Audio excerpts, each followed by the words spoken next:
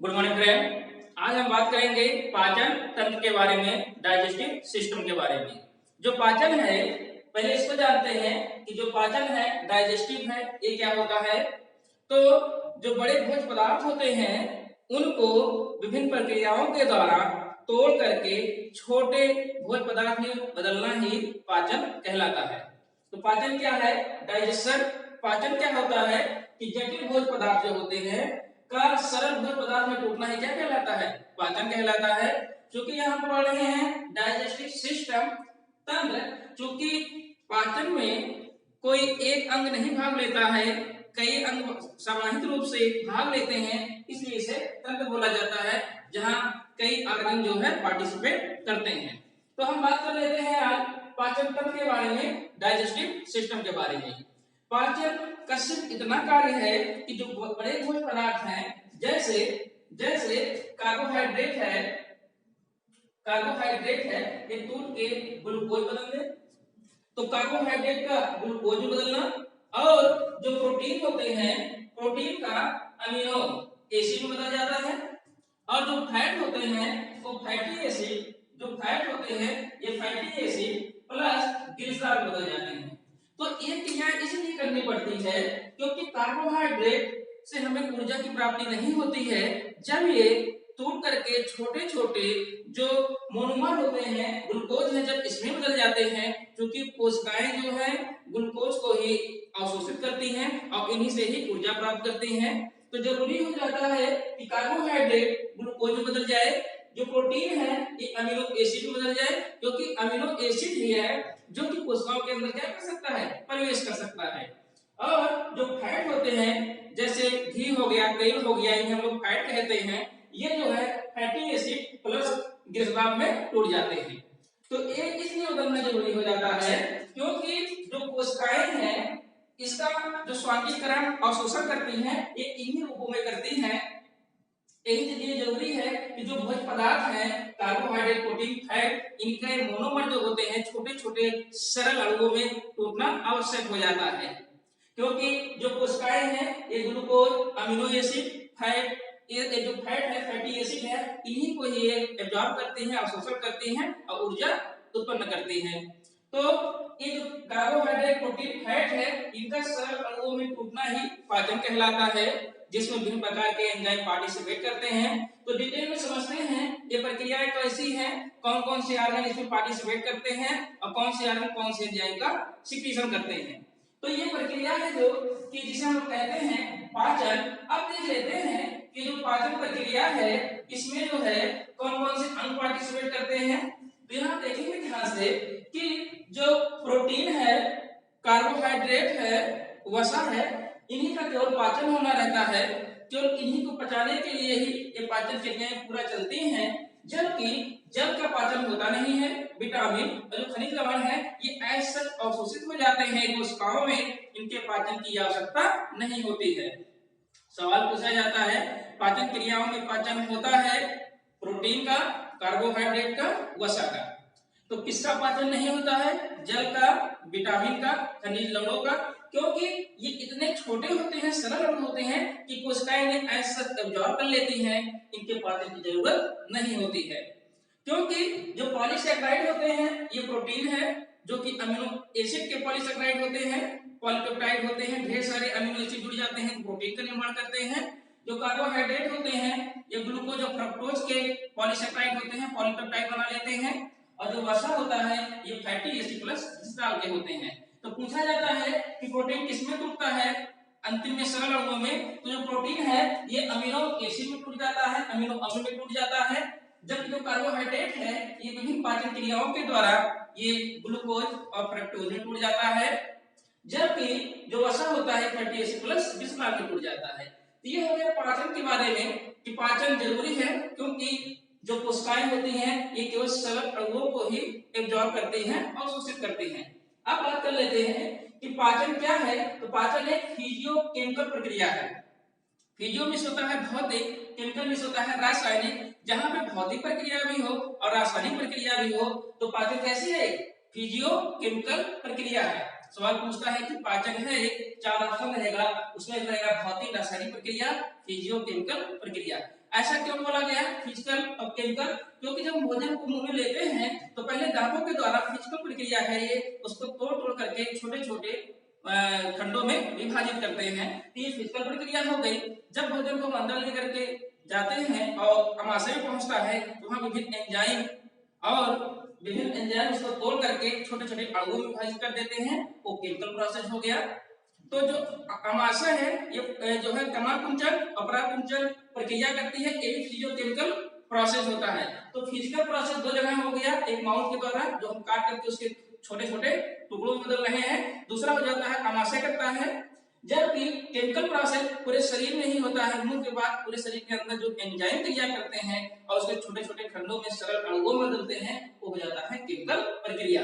तो इस प्रकार पाचन एक फिजियोकेमिकल प्रक्रिया है। आगे देखते हैं कि पाचन का मुख्य कार्य है भोजन से ऊर्जा का निर्माण करना।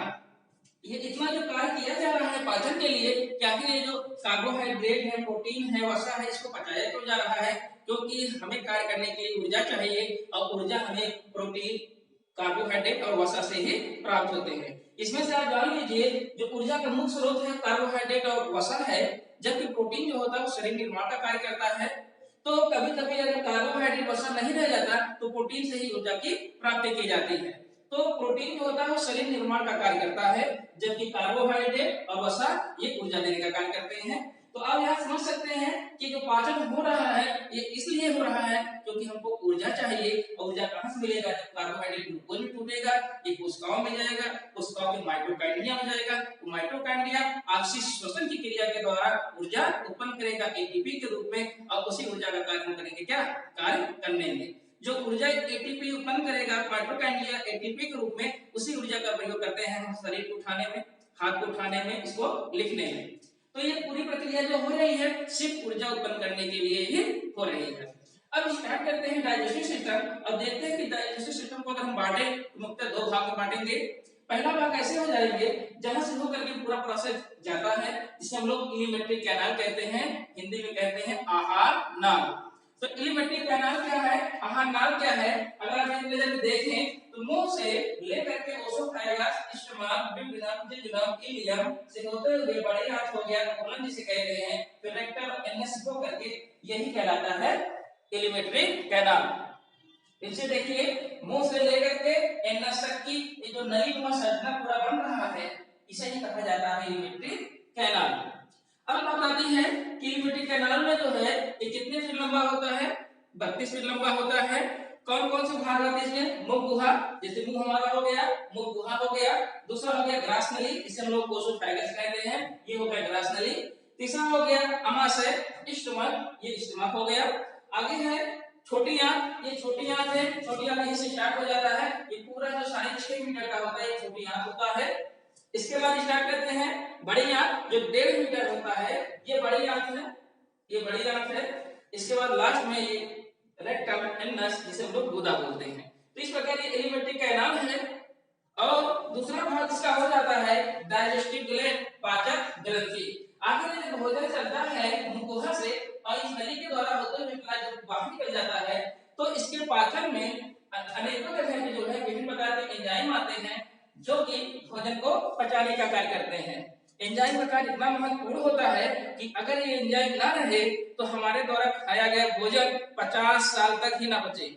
ये एंजाइम जो वर्षों वाला काम होता है उसको केवल कुछ सेकंडों में ही कंप्लीट कर देते हैं। एंजाइम का इतना महत्वपूर्ण कार्य होता है, इसीलिए जो होते हैं ये जैविक उत्प्रेरक का कार्य करते हैं। जैसे कोई रिएक्शन हो रहा है तो उत्प्रेरक का कार्य होता है उस रिएक्शन के समय को कम कर देना, जो कि 1 घंटे में हो रहा है उसे 1-2 सेकंड में कर देते हैं।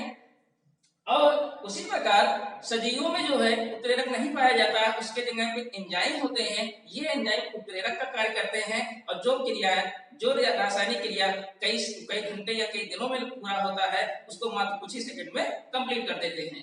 तो एंजाइम को कह सकते हैं, इसका नेचर जो होता है ये प्रोटीन के नेचर के होते हैं और उत्प्रेरक का कार्य करते हैं। तो अब देखते हैं कि ये जो डाइजेस्टिव पाचक ग्रंथियां हैं कौन कौन सी ग्रंथियां हैं। ग्रंथि का कार्य होता है पाचक रस का निकालना। इस पाचक रस में जो है एंजाइम होते हैं, हार्मोन भी होते हैं। तो ये जो एंजाइम और हार्मोन होते हैं ये भोजन का पाचन करते हैं। तो कौन कौन से पाचक ग्रंथियां हैं? लाल ग्रंथियां हैं जो कि हमारे मुंह में पाई जाती हैं। दूसरा हो जाता है जठर ग्रंथियां, स्टमक ग्लैंड, जो कि स्टमक में पाए जाते हैं, स्टमक में पाए जाते हैं जठर ग्रंथियां। आगे बात कर लेते हैं यकृत ग्रंथियां प्लस पित्त की। तो यकृत जो होता है ये हमारे शरीर में पाया जाने वाला सबसे बड़ी ग्रंथि है। तो पूछा जाता है मानव शरीर में पाए जाने वाला सबसे बड़ी ग्रंथि कौन सी है? यकृत है। दूसरे नंबर पर पैंक्रियाज आ जाता है, अग्नाशय हो जाता है। तो इसके बाद देखिए ये हो गया अग्नाशय, पैंक्रियाज यहाँ है, पत्तीनुमा संरचना होती है इसकी। इसके बाद बात कर लेते हैं आंत ग्रंथियां। आंत में जो छोटी आंत होती है इसमें भी छोटे छोटे ग्लैंड होते हैं जो कि विभिन्न प्रकार के एंजाइम और कसिकेशन करते हैं जो कि भोजन के पाचन में आवश्यक हो जाते हैं। तो हम एक एक करके स्टडी करेंगे और शुरुआत करते हैं आहार नाल जो है पीली कैनाल में पहला भाग हो जाता है मुख गुहा, जिसे हम लोग बक्कल कैविटी, ओरल कैविटी कहते हैं या माउथ कैविटी बोला जाता है। तो स्टार्ट कर लेते हैं यहीं से बक्कल कैविटी से।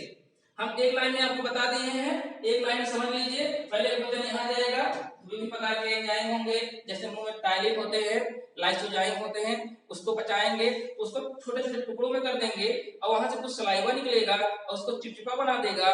उस प्रकार के भोजन को हम लोग बोलस बोलते हैं। वो बोलस यहाँ से धीरे से सरकते हुए जो है ये ऐसे सीधा नहीं होता है, ये हल्का सा तिरछा होता है, जो कोकोफाइगस है, ग्रासरी है, ये ऐसे ना होकर के तिरछा रहेगा, जिससे जो भोजन है वो सरक करके आता है। तो धीरे से सरक करके आएगा आमाशय में, स्टमक में आएगा।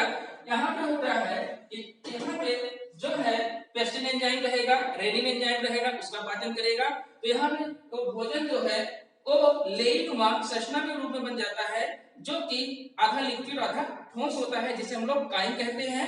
फिर ये काइम के रूप में बदल जाता है। फिर ये धीरे धीरे 4-5 घंटा रुकने के बाद ये चला आता है ड्यूडिनम में। ये इतना पोर्शन ड्यूडिनम कहलाता है। इसी ड्यूडिनम में ही यहाँ से पित्त रस भेजता है लीवर, पित्ताशय में स्टोर रहता है। ये पित्त रस आता है और यहाँ से आता है पैंक्रियाज भेजता है, जो कि कंप्लीट रस होता है। ये क्षारीय माध्यम होता है, यहाँ अम्लीय माध्यम होता है। फिर इसके बाद ये पाचन हो जाता है यहाँ पे क्षारीय माध्यम में। उसके बाद जिलिनम से होते हुए चला आता है यहाँ पे इलियम में। तो ये छोटी जात है, यहाँ पे जो है कंप्लीट पाचन होता है भोजन का। उसके बाद आता है कोलन में, बड़ी आंत में आने के बाद क्या हो जाता है, बाहर चला आता है। अब हम एक एक करके अध्ययन करना स्टार्ट कर रहे हैं और शुरुआत करते हैं बक्कल कैविटी मींस माउथ गुहा से, जिसे कहते हैं मुख गुहा। ये होता क्या है पहले इसको समझिए। हम जब हम भोजन को ग्रहण करते हैं, जिसे इंजेक्शन कहते हैं, इंजेक्शन भोजन को ग्रहण करना, अंतः ग्रहण करना। तो ये जो बाहर का जो मुंह दिखाई दे रहा है इसे मुंह बोलते हैं। जो बाहर का क्षेत्र होता है, जैसे जहां खुलता है ये मुंह बोला जाता है, इसे ही मुख कहते हैं। जबकि इसके अंदर वाला भाग पूरा अंदर की जो जगह होती है, जो एरिया होता है, उसे कहते हैं मुख गुहा, या इसे ही बोला जाता है बक्कल कैविटी, या इसे ही बोला जाता है ओरल कैविटी। जब भोजन यहाँ आता है ये दांत के द्वारा फिजिकल प्रोसेस होता है, क्योंकि पाचन एक फिजियोकेमिकल प्रोसेस होता है। अब ये फिजियो प्रोसेस होगा और दांत उस भोजन को छोटे छोटे टुकड़ों में विभाजित कर देता है। जब यह छोटे छोटे टुकड़ों में विभाजित हो जाएगा तो यहीं पे मुंह में ही 3 जोड़ी ग्लैंड पाए जाते हैं, लाल ग्रंथियां पाई जाती हैं। इसमें से एक यहाँ होती है पैरोटिड ग्रंथि, कान के जस्ट नीचे यहाँ होती है पैरोटिड ग्रंथि, जो कि तीनों जो ग्रंथियां होती हैं उसमें सबसे बड़ी ग्रंथि होती है। एक ग्रंथि जीभ के नीचे होती है, जिसे हम लोग सबलिंगुअल कहते हैं। एक ग्रंथि इसके पीछे होती है, जिसे सब मैंडिबल बोला जाता है। तो 2 यहाँ हो गई, 2 जीभ के नीचे, एक यहाँ एक यहाँ, तो टोटल संख्या इसकी हो जाती है 6। और ये जो पैरोटिड ग्रंथि होती है इसे ही बोला जाता है, यही जो है सांप में जो है ये कन्वर्ट हो जाता है पॉइजन ग्लैंड में। तो जो पैरोटिड ग्रंथि है पूछा जाता है कि मनुष्य का कौन सा ग्लैंड या सलाइवरी ग्लैंड जो कि सांपों में जहर का काम करता है, पॉइजन ग्लैंड में कन्वर्ट हो जाता है, वो हो जाता है पैरोटिड ग्रंथि। तो ये पैरोटिड ग्रंथि सांपों में जो है पॉइजन ग्लैंड के रूप में कन्वर्ट हो जाता है, जो जहर ग्रंथि कहलाता है। इसी में जो है जहर स्टोर रहता है।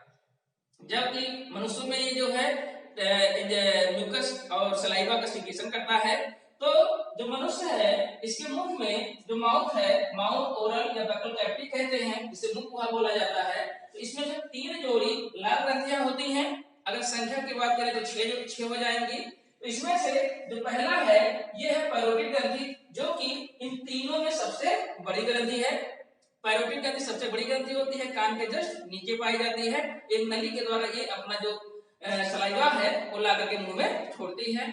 जबकि सबलिंगुअल लिंगुअल मिस होता है, ये जीभ से बना है, जीभ से बना टंग ये जीभ के नीचे होता है। लिंगुअल होता है, ये जीभ के जस्ट नीचे होता है सबलिंगुअल।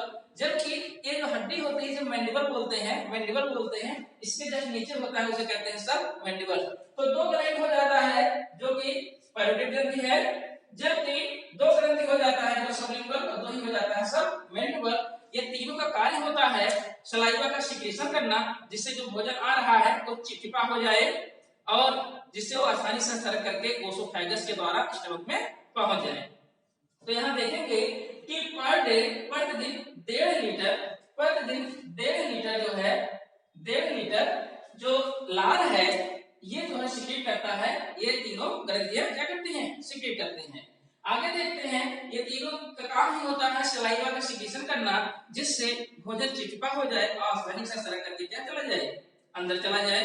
तो आप देखे होंगे मुंह हमेशा गीला रहता है। गीला इसी कारण होता है क्योंकि पैरोटिड ग्रंथि होते हैं, सबलिंगुअल और सबमैंडिबल ग्रंथि होते हैं। ये संख्या में कुल 6 होते हैं। जोड़े की बात करेंगे तो 3 जोड़ी होगा। ये हमेशा मुंह को चिपचिपा बनाए रहते हैं। इसके अलावा जो ये माउथ है इसमें लाइसोजाइम एंजाइम होता है। ये लाइसोजाइम एंजाइम जो होता है वो जीवाणुओं को नष्ट कर देता है। बाहर से खाए हुए भोजन में अगर गलती से जीवाणु चले आते हैं तो ये लाइसोजाइम एंजाइम जो होता है ये जीवाणु नाशक का कार्य करता है, उसको मार के खत्म कर देता है। आगे आप देखे होंगे किसी कुत्ते को अगर चोट लग जाए, कहीं भी चोट लगता है वो चाट करके सही कर देता है। ऐसा इसलिए होता है क्योंकि कुत्ते में जो है लाइसोजाइम एंजाइम बहुत ज्यादा पाया जाता है और ये लाइसोजाइम एंजाइम जो चाटता है तो उसके ऊपर लाइसोजाइम एंजाइम गिरा देता है, जिससे ये लाइसोजाइम एंजाइम जा करके वो जो घाव था उसके जो बैक्टीरिया पनप रहे थे उसको मार के नष्ट कर देते हैं और घाव अपने आप सही हो जाता है। कुत्ता तभी मरेगा जब उसके सर पे चोट लगे जहां से वो चाटने को ना पाए। अगर वो पहुंच गया उसका जीभ तो उस लाइसोजाइम एंजाइम गिरा देगा और जीवाणु खत्म हो जाएंगे, जिससे कुत्ते के जो घाव है वो सही हो जाएगा। आगे बात करते हैं तो यहाँ पे एक एंजाइम पाया जाता है जिसका नाम है टाइलिन। तो पूछा जाता है कि लार में कौन सा एंजाइम पाया जाता है, तो लार में टाइलिन नामक एंजाइम पाया जाता है। ध्यान दीजिएगा, टाइलिन भी पाया जाता है और डायस्टेज भी पाया जाता है, दो एंजाइम है। तो ये क्या करते हैं, जो स्टार्च है मंड है इसके पाचन करते हैं। तो यहाँ समझिए कि पूछा जाता है कि टाइलिन किसका पाचन करता है, तो टाइलिन जो होता है ये स्टार्च का पाचन करता है। स्टार्च का पाचन करता है तो जो स्टार्च है ये ग्लूकोज, सुक्रोज इसका पॉलीपेप्टाइड होते हैं और इसको तोड़ करके ये पेप्टाइड में बदल देते हैं। ध्यान दीजिएगा, पेप्टाइड में बदलते हैं लेकिन अभी छोटा ही है, अभी ये जो है ग्लूकोज माल्टोज इसमें नहीं टूटा है। तो ये टाइलिन जो होता है ये स्टार्च का पाचन करता है। तो पूछा जाता है कि मंड स्टार्च का पाचन कहां से स्टार्ट हो जाता है, तो स्टार्च का जो पाचन है वो मुख गुहा से ही प्रारंभ हो जाता है। ध्यान दीजिएगा, अभी ना तो एंजाइम का पाचन स्टार्ट हुआ है ना ही फैट का पाचन स्टार्ट हुआ है। एंजाइम जो प्रोटीन होते हैं इसका पाचन आमाशय से स्टार्ट होता है, जबकि जो फैट वसा होते हैं इनका पाचन ड्यूडेनम से स्टार्ट होता है, जबकि स्टार्च का पाचन माउथ से शुरू होता है। ये तीनों सवाल अलग अलग तरीके से पूछते हैं कि मंड का पाचन, स्टार्च का पाचन इलिमेंट्री कैनाल आहार नाल में कहां शुरू होता है, ये माउथ से स्टार्ट हो जाता है। अगर पूछे प्रोटीन का पाचन मानव शरीर में कहां शुरुआत होता है, ये आमाशय से स्टार्ट होता है। अगर पूछे फैट वसा का पाचन कहां से स्टार्ट होता है, वसा का पाचन ड्यूडेनम से स्टार्ट होता है, छोटी आंत से स्टार्ट होता है। अब बात कर लेते हैं कि जो टाइलिन है डायस्टेज है ये स्टार्च मंड का पाचन करता है। तो आप ध्यान दीजिएगा, जो आप चावल खाते हैं, गेहूं खाते हैं, ये टोटल किससे बने होते हैं, स्टार्च के बने होते हैं, सब स्टार्च होते हैं और इन्हीं का ही पाचन करते हैं। क्योंकि ऊर्जा का जो मुख्य स्रोत है वो स्टार्च है। ऐसा क्यों होता है, क्योंकि जो जितने भी पौधे हैं, क्योंकि जो भी भोजन उगेगा वो पौधे ही उगाएंगे और पौधों में जो भोजन का स्टोरेज होता है, संचय होता है, वो स्टार्च के रूप में होता है, मंड के रूप में होता है। जबकि मानव शरीर में जो भोजन का संचय होता है वो ग्लाइकोजन के रूप में यकृत के अंदर होता है, जबकि पौधों में भोजन का जो संग्रह होता है, स्टोरेज होता है, ये स्टार्च के रूप में फलों के अंदर होता है। क्योंकि हम गेहूं अगर खाएं, गेहूं का फल ही खाएंगे तो स्टार्च रहेगा। अगर हम चावल खा रहे हैं, चावल का फल खाएंगे वो भी स्टार्च रहेगा। तो भोजन में ऊर्जा का मुख्य स्रोत जो है कार्बोहाइड्रेट है। तो स्टार्च क्या है? कार्बोहाइड्रेट होता है। तो जो ग्लाइकोजन है ये भी कार्बोहाइड्रेट है, स्टार्च है ये भी कार्बोहाइड्रेट है। तो जो ग्लाइकोजन है मानव में संचित होता है, जबकि पौधों में स्टार्च के रूप में संग्रह होता है और मंड के रूप में होता है। तो आप कह सकते हैं स्टार्च मंड का पाचन कहां से शुरू हो जाता है? ये मुख गुहा से स्टार्ट हो जाता है और कम करता है टाइलिन और डाइस्टेन। ये कम पूछा जाता है, ये ज्यादा पूछा जाता है कि लाल में कौन सा एंजाइम पाया जाता है? टाइलिन पाया जाता है। किसका पाचन करता है? स्टार्च का पाचन करता है। और इस स्टार्च का पाचन कहां से स्टार्ट हो जाता है, शुरू होता है? ये होता है मुख गुहा से, बक्कल कैविटी से। इसके साथ ही ये जो म्यूकस है जो भोजन को चिपचिपा बनाते हैं, तो ये सब जो एंजाइम होते हैं ये अपने साथ जो है सलाइवा छोड़ते हैं, लार छोड़ते हैं। उस लार में पर्याप्त मात्रा में वाटर होते हैं और जो कि भोजन को चिपचिपा नुमा बना देते हैं। म्यूकस होते हैं जो कि भोजन क्या करते हैं? चिपचिपा बना देते हैं, जिससे भोजन जो है आसानी से यहाँ पे सड़क के चला आए। तो जो मुख्य गुहा है इसमें जो भोजन का फिजियो प्रोसेस होता है, यहाँ फिजियो केमिकल तो होता है, यहाँ फिजियो केमिकल दोनों हो गया, क्योंकि फिजियो किस दांत काट के छोटे छोटे टुकड़ों में बना दिया और केमिकल किस हो गया? जो टाइलिन एंजाइम है ये स्टार्च को छोटे छोटे टुकड़ों में बना दिया, पॉलीपेप्टाइड पेप्टाइड में बदल दिया, ये केमिकल प्रोसेस हो गया। यहाँ फिजियो केमिकल दोनों प्रोसेस होते हैं, जिसमें भोजन छोटे छोटे टुकड़ों में बदल जाते हैं और म्यूकस के द्वारा वो लिपिड करके चिपचिपा हो जाते हैं। तब जो भोजन का रूप होता है उसे कहते हैं बोलस। क्या बोलते हैं? बोलस कहते हैं। ध्यान दीजिएगा, बोलस बोलते हैं कि भोजन का जो रूप होता है उसे हम लोग भोजन कहते हैं। कभी कभी हम भोजन को अगर कंकड़ पत्थर में थूक देते हैं, जो आधा चिपचिपा आधा टुकड़ा छोटा छोटे टुकड़े में बुझाई रहते हैं, चिपचिपा नुमा जो भोजन होता है उसे हम लोग कहते हैं बोलस बोलते हैं। तो जब ये म्यूकस मिल गया भोजन में, भोजन चिपचिपा हो गया, ये आसानी के साथ सड़क करके जो है सड़क करके चला आता है स्टमक में, आमाशय में आ जाता है। तो जब आमाशय में आता है तो यहाँ पे ओसोफेगस जो ग्रास नली है इसका कोई कार्य नहीं होता है, ये भोजन को केवल एक नली के द्वारा आराम से स्टमक में पहुंचाने का कार्य होता है। पूछा जाता है भोजन का पाचन कहाँ नहीं होता है? ओसोफेगस ग्रास नली में नहीं होता है, ये केवल भोजन को स्टमक तक पहुंचाने का कार्य करते हैं। अगर आप ध्यान से देखेंगे तो जो मानव शरीर है, जो ह्यूमन बीइंग है, अगर यहाँ से मुंह स्टार्ट है तो मुंह स्टार्ट होने के बाद जो है, स्टार्ट होने के बाद चाहे नाक से, नाक भी आकर के इसी में खुलता है और मुंह भी आगे इसी में खुलता है, यहाँ से दो नली प्रारंभ हो जाते हैं, दो नली प्रारंभ हो जाते हैं। होता क्या है? ये श्वास नली होता है, ये ग्रास नली है, ये ग्रास नली है, ग्रास नली है, ओसोफेगस है, ओसोफेगस है। ये फेरिंक्स होते हैं जो सांस लेने में काम आते हैं। तो इसी के ऊपर इपिग्लॉटिस होते हैं, ये इपिग्लॉटिस कहलाते हैं। ये जो घाटी है ये इपिग्लॉटिस होते हैं। तो ये ऐसे नुमा संरचना होती है, दोनों ऐसे संरचना रहेगी, ऐसे दो नली रहेंगे, ऐसी नली के ऊपर इपिग्लॉटिस लगे रहते हैं। जब भोजन हम लोग ग्रहण करते हैं और अंदर ये ओसोफेगस के द्वारा अंदर आता है तो इपिग्लॉटिस क्या करता है? श्वास नली को बंद कर देता है। जब श्वास नली को ऐसे बंद कर देगा, ऐसे बंद कर देगा, तो जैसे श्वास नली बंद होगा, जैसे ही श्वास नली बंद होगा, ये इसी पर बंद हो जाएगा, भोजन सरक करके चला आता है कहाँ? ओसोफेगस पे चला आता है। जब मनुष्य को सांस लेना रहेगा, जब बोलना रहेगा, फिर ये ढक्कन है ये खुल जाता है, क्योंकि बोलते समय, सांस लेते समय ये जो श्वास नली है ये खुली रहनी चाहिए। तो एक कारण है, कहा जाता है कि खाना खाते समय बोलना नहीं चाहिए, क्योंकि दोनों नलियों में जो इपिग्लॉटिस है एक ही होता है। जब आप भोजन करेंगे तो ये से ढक देगा और भोजन सरक करके कहाँ चला आता है? ओसोफेगस में चला आता है, ग्रास नली में चला आता है। आगे के कहाँ चलाएगा? स्टमक में चलाएगा। कभी कभी लोग खाते समय बोल देते हैं तो गलती से खुल जाता है, तो एक बार जब यहाँ चला आता है तो छींकने लगते हैं, जो छिछनी होती है वो आने लगती है। तो जब ये दाना होता है निकल के बाहर चला जाता है तब वो आराम हो जाता है। तो मतलब कहने का ये है, जो इपिग्लॉटिस होता है ये इसको ढक लेता है, भोजन सरक के ओसोफेगस में चला आता है। और जब भोजन हम नहीं करते रहते हैं तो ये इपिग्लॉटिस खुल जाता है और यहाँ से हम सांस भी लेते हैं श्वास नली से और बोलते भी इसी श्वास नली से ही है। तो इपिग्लॉटिस कहलाता है जो भोजन को, जो की श्वास नली को ढकने का कार्य करता है। तो ये हो गया कि अब भोजन जो है श्वास नली ग्रास नली के द्वारा ये स्टमक में पहुंच गया, ग्रास नली ओसोफेगस के द्वारा स्टमक में प्रवेश किया। तो जैसे ही प्रवेश करता है भोजन तो यहाँ पे आएगा और यहाँ पे स्टोरेज रहेगा लगभग 4 से 5 घंटे के बीच में, ये यहाँ पे रुकेगा। तो होता क्या है कि स्टमक जो होता है, आमाशय होता है, इसके तीन भाग होते हैं। जो ऊपरी वाला भाग होता है इसे कहते हैं कार्डियक स्टमक, कार्डियक भाग होता है, ध्यान दीजिएगा। ये ऊपर वाला भाग जो होता है ये भाग ये कार्डियक भाग होता है, कार्डियक होता है। ये होता है फंडिक, ये होता है पाइलोरिक। ध्यान देंगे जो ऊपर वाला भाग होगा कार्डियक, बीच वाला भाग फंडिक और सबसे नीचे वाला भाग पाइलोरिक भाग कहलाता है। तो स्टमक के तीन भाग होते हैं, ये ऊपर वाला भाग कार्डियक, फंडिक, पाइलोरिक हो गया, पाइलोरिक हो गया।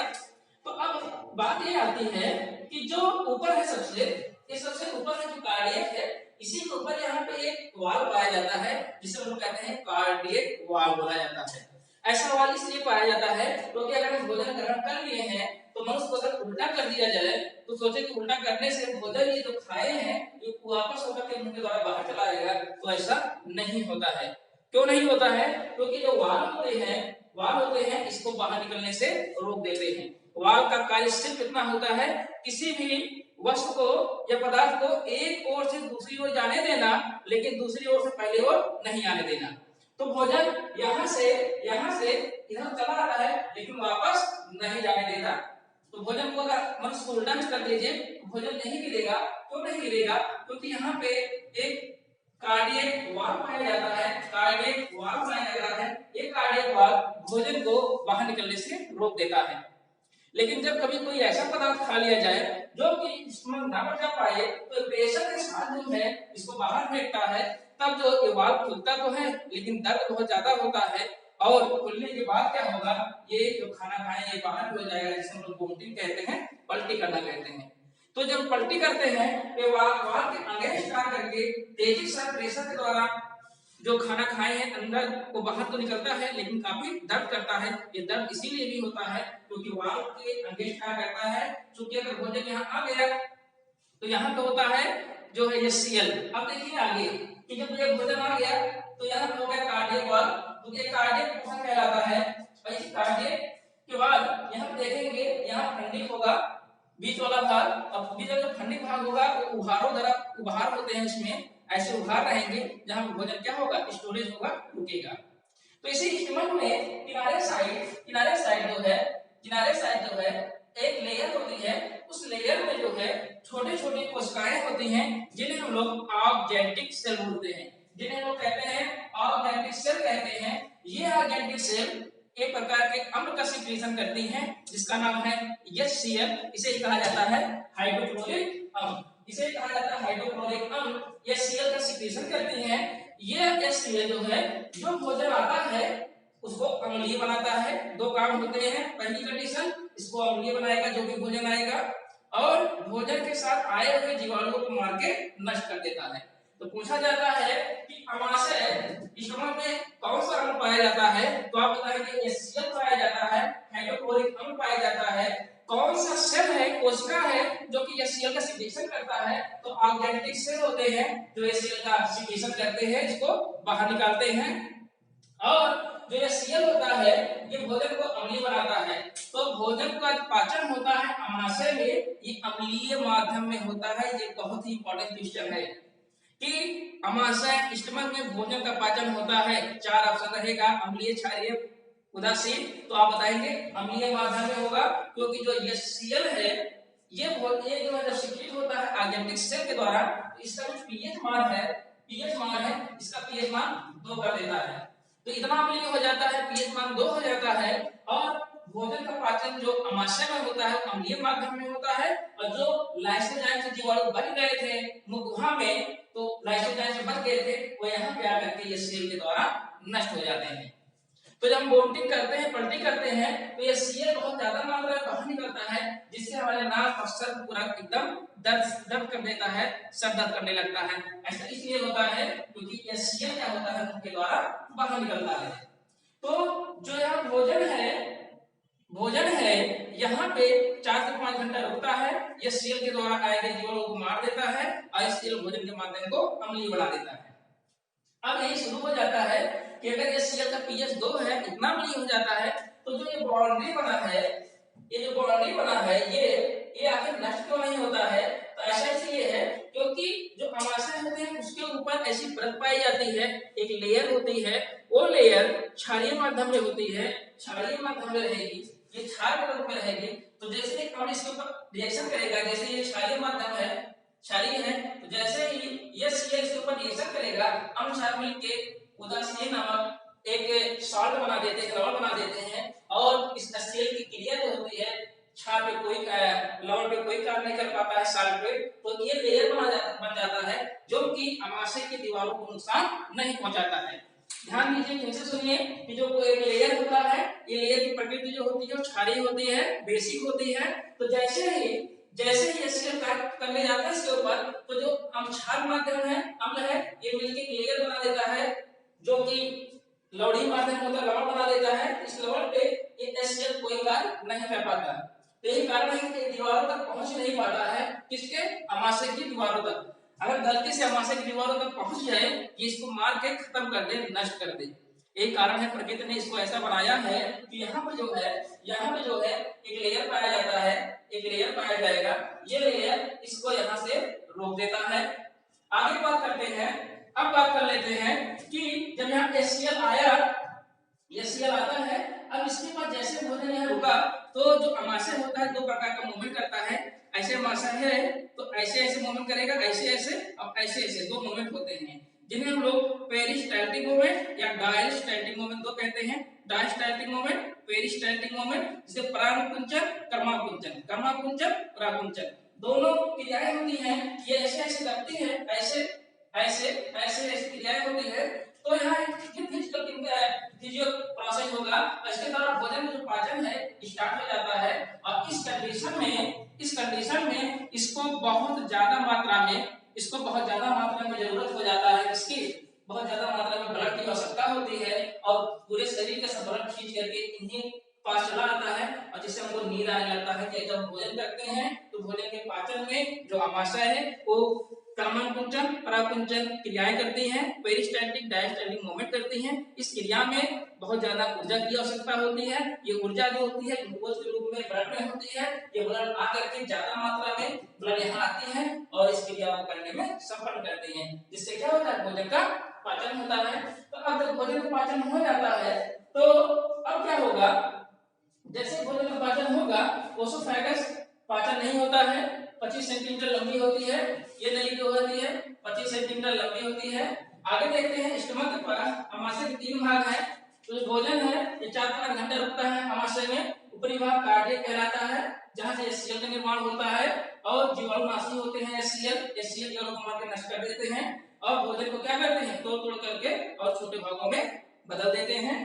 आगे जो फंडिंग होता है, ये उभारनुमा रचना होती है, ये उभारनुमा संरचना होती है, जिसे हम लोग भूजी कहते हैं।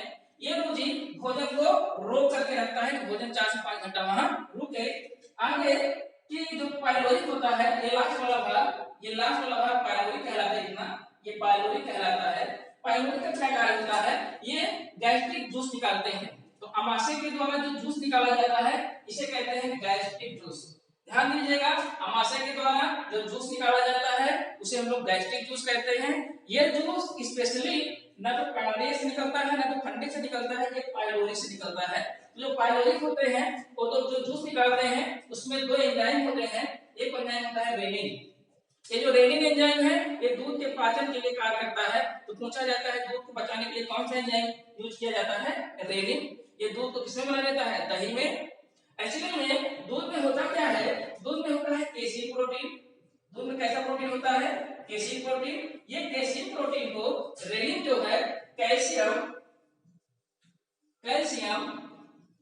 पैरा कैसिनेट बदल देता है, कैल्शियम पैरा कैसिनेट बदल देता है, जो कि थक्केनुमा संरचना होती है, यही दूध कहलाता है।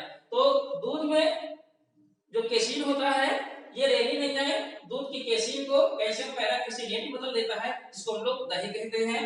दूसरा एंजाइम जो पाइलोरिक निकालता है उसे हम लोग कहते हैं पेप्सिन। पास से प्रोटीन और पास से पेप्टोन्स बना। तो यहाँ देखेंगे ये भी पास से है, पेप्सिन एंजाइम प्रोटीन की क्रिया करके पेप्टोन्स में तोड़ देते हैं। तो पूछा जाता है कि प्रोटीन का पाचन कहां से स्टार्ट हो जाता है, तो स्टमक से स्टार्ट हो जाता है, अमाशय से स्टार्ट हो जाता है। तो इसमें जो पाइलोरिक एंजाइम निकाला पेप्सिन, ये पेप्सिन जो होती है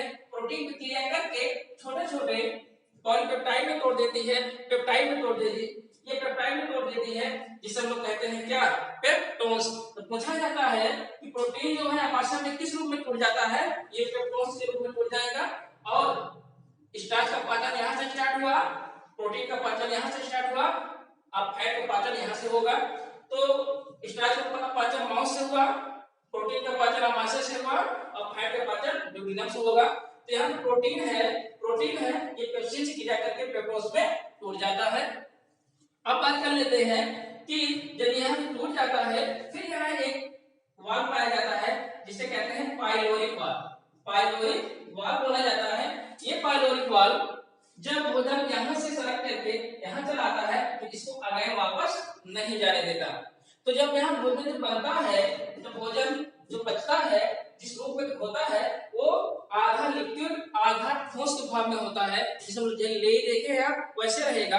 अब इस प्रकार के जो भोजन होते हैं उसको कहा जाता है काइम। इसको क्या बोलते हैं, काइम। स्पेशल नाम होता है इसका, काइम कहते हैं इसे, काइम। तो जो यहाँ भोजन था जब माउथ के द्वारा खून के छोटे टुकड़ों में हुआ, सलाइजा मिला, उसे कहते हैं बोलस। ये बोलस, यहाँ क्या भोजन है उसे काइम। तो आपने देखा कि यहाँ तक जो भोजन है, यहाँ तक जो आया है भोजन, ये काइम के रूप में चला आया है। तो इसका यहाँ पे जो भोजन स्टमक में जो माध्यम था वो अम्लीय माध्यम है, और जो भोजन कहलाता है वो काइम कहलाता है। अम्लीय माध्यम HCl के कारण होता है, जिसका pH 2 होता है, और ये एल्डेक्सिन के द्वारा निकाले जाते हैं। और यहाँ से दो एंजाइम निकलते हैं, एक होता है रेनिन, एक होता है पेप्सिन। रेनिन एंजाइम दूध के जो केसिन होता है उसे पैराकेसिन में बदल देता है, अर्थात दूध को दही बदल देता है। और जो पेप्सिन होता है ये प्रोटीन को पेप्टोन्स बदल देता है, छोटे छोटे पॉलीपेप्टाइड में तोड़ देता है। तो यहाँ देखेंगे कि गलती से अगर बच्चा पलटी कर जाए क्योंकि वो दूध पीता है, तो बच्चों में जो होता है ना रेनिन एंजाइम बहुत ज्यादा सीक्रेट होता है। क्यों? क्योंकि बच्चे दूध बहुत ज्यादा पीते हैं। अब जब बच्चे छोटे होते हैं उसमें रेनिन बहुत ज्यादा सीक्रेट होता है। जैसे जैसे व्यक्ति बड़ा होता जाता है, बुजुर्ग होता जाएगा, ये धीरे धीरे रेनिन एंजाइम बनना बंद हो जाते हैं। रेनिन एंजाइम कहाँ बनते हैं, स्टमक बनते हैं। यहाँ से जो ग्लैंड होते हैं छोटे छोटे इसकी दीवारों पे, यहाँ से एंजाइम बनता है, यहीं से एंजाइम बनते हैं। और ये एंजाइम छोटे बच्चों में बहुत ज्यादा बनते हैं। जैसे जैसे इसका समय बढ़ता जाएगा, बड़ा होता जाएगा, बुजुर्ग होता जाएगा, ये रेनिन एंजाइम कम होते जाते हैं। और जब ज्यादा 60 साल के बाद जो है ये बनना ही बंद हो जाते हैं। 50 साल में ये बनना बंद हो जाते हैं। और जब बच्चे छोटे होते हैं तो रेनिन एंजाइम बहुत बनता है। तो अभी तक हम लोग यहाँ देखे कि यहाँ तक भोजन चल रहा है। अब इसके बाद हम बाद में देखेंगे कि भोजन इसके बाद जब काइम के रूप में जब आया ड्यूडेनम में, तो कौन कौन से पाचक रस है जो यूज किया गया। तो अभी तक हम इससे कितना पढ़े हैं कि यहाँ से मक्कल कैविटी से भोजन यहाँ तक काइम के रूप में स्टमक तक पहुंचा है। इसके बाद वाला जो पोर्शन है इसको हम अगले वीडियो में समझेंगे कि ड्यूडेनम से भोजन एट लास्ट किस पाचन क्रियाओं के द्वारा किस रूप में टूट करके एट लास्ट एनएस के द्वारा बाहर निकलता है। आज के लिए बस इतना ही। नेक्स्ट वीडियो में हम देखेंगे इसके आगे का प्रोसेस। धन्यवाद।